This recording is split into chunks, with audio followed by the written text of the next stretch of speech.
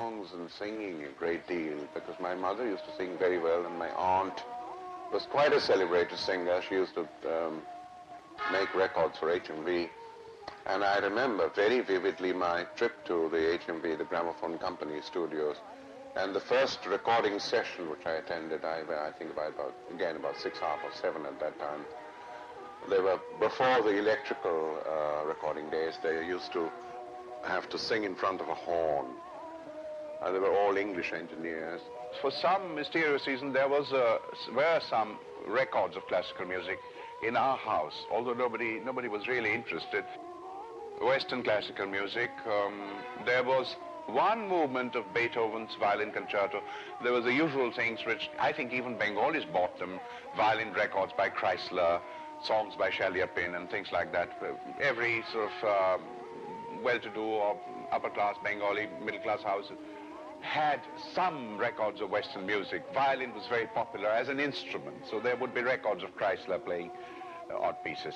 Sketching, painting, drawing, I had it at the back of my mind while I was in college or even late school that I would be a professional artist doing perhaps some kind of commercial art.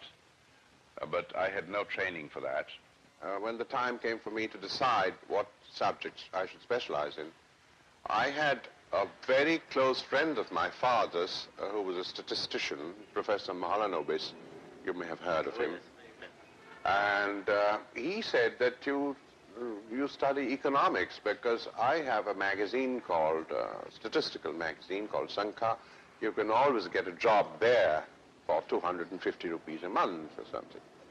I was not terribly interested in economics, really, and I think my 2 years as a student of BA was more or less wasted. I lost interest in college because it was not my subject. I had to study it. I passed. I got an honors in economics, but it was not really my subject. But then my mother suggested, and I also agreed rather readily, that I should go to Shantiniketan, spend some time there, and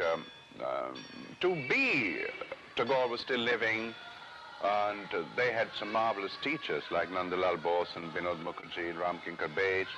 And to be there for some time, she thought that it would be a good thing to be in Shantiniketan, in proximity to Tagore.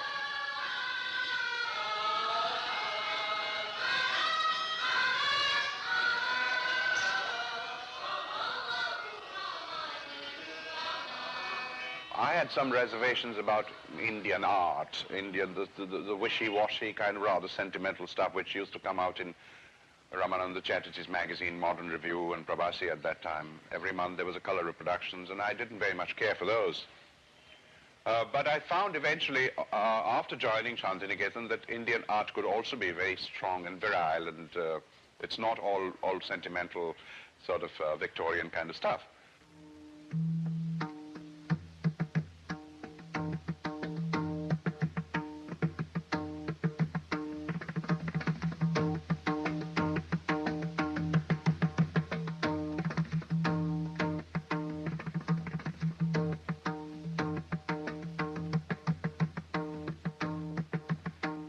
But I studied painting in Shantiniketan, but never meant to become a painter. I needed the background of Indian classical art, perhaps to be able to use it in commercial art later. So I got to know about Eastern art, Chinese, Japanese, our own schools, and also Western art. I mean, starting from early Egyptian or cave painting, rock paintings, down to post-impressionists or even the later ones. When you came to Calcutta looking for a job, did you find it very difficult?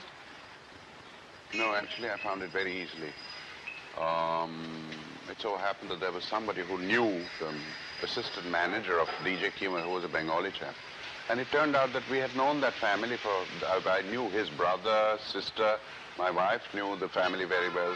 And so this old chap took me to Mr. D.K. Gupta, who eventually founded Signet Press. And I was just almost actually a junior visualizer. I was getting 65 rupees a month, 15 rupees DNS allowance. I was learning visualizing and typography and layouts, and there was a lot of illustration in those days, not like now where you have mostly photographs. Illustrators were actually needed in those days. There was a lot of hand-drawn illustration, not photography, not models so much. Not very few in those days, actually. And also a lot of typographical work done by hand. Also, yes, indeed, because we didn't have a very wide range of types in those days. So that I was doing, and I think one series which came later, it was a series for Paludrin, enormous ads, just an illustration of various classes of people in Calcutta, lower middle class, even Englishmen. I think there was part of there was a series of 6 ads showing in great detail the interior of the houses. The idea was to take a Paludrin every Sunday morning. So somebody was taking a Paludrin or distributing a Paludrin. There were children around. So that's very filmic, very, very filmic. What I was getting slightly fed up was this having to deal with the clients, you know. Yes. Working as almost as a... No, that was very demeaning, I found, often. You have very few enlightened clients, actually. Very demeaning, and I was really getting very tired of advertising, and I wanted to be absolutely free as an artist. Cinema came, of course, much later. I think in my early school days, my main interest was stars. I was really a film fan, and I used to read magazines like Picture Goer and Photoplay and Film Pictorial and things like that. But then, gradually, I think early years in college, I became more and more interested in the directorial aspect of filmmaking. I became aware of the director, and I was reading up on people like John Ford and Ernst Lubitsch and William Wyler and Frank Capra, and looking for their speciality in a film, their sort of special characteristics. I saw whatever John Ford films that I could get to see. And then, even later, early 40s, late 30s, the Hollywood comedies and the Hollywood thrillers and very hard-edged films like the Billy Wilder films of the early 40s, Double Indemnity and Lost Weekend, and comedies like Major and the Minor. Leo McCary's comedies like With Cary Grant and Irene Dunne, which were very, very fine. I have re-seen them on television, and they are still marvelous. And the Frank Capra films of the 30s like It Happened One Night and Mr. Smith Goes to Washington and all the others. So they were very, very well-crafted films. So my education really is based on these extremely well-written, well-directed, well-shot, well-acted films of the 30s and 40s. I got to know American films made by French directors who had left France and settled in Hollywood, like Duvivier, Renoir himself, and a few others, and the Germans like Fritz Lang and others who were making American films, but making them in a very German sort of way. And the same goes for the French films. For instance, Renoir's first film that I saw was The Southerner. It's an American story, acted by Americans, but looking completely different from the American films. It was more French than, I mean, one could certainly recognize a completely new approach, narrative approach, a new style of filmmaking from looking at this American film made by a French director. So when Renoir came here, I was familiar with his French-American films, like The Southerner and the various other things that he made, Diary of a Chambermaid, This Land Is Mine. But I didn't know his French films yet. Come here, Zuni.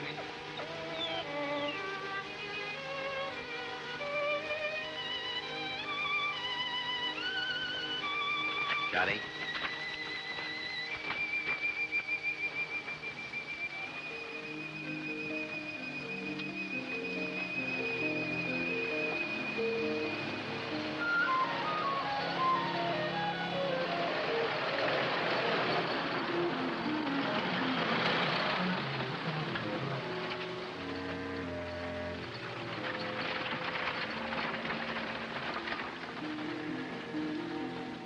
But in Shantiniketan, I was away, cut off from films. So I remember that Citizen Kane came and went in Calcutta, and I was away in Shantiniketan. This was great. I regret that I was not in Calcutta when Citizen Kane was shown.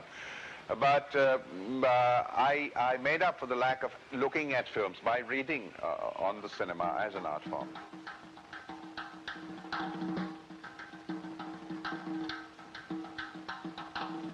Nobody thought that the cinema was a very reliable profession or one should go into filmmaking. No, it was not that, certainly. I was thinking more in terms of a job as a commercial artist. Films of something to enjoy, not to make myself. No, there was no question of that at all. In fact, that came very much later, even when we were running the Film Society. We were anxious to study films, not to make them, but to understand them better. And even when I the first time got involved or was about to get involved in a film, it was as a script writer.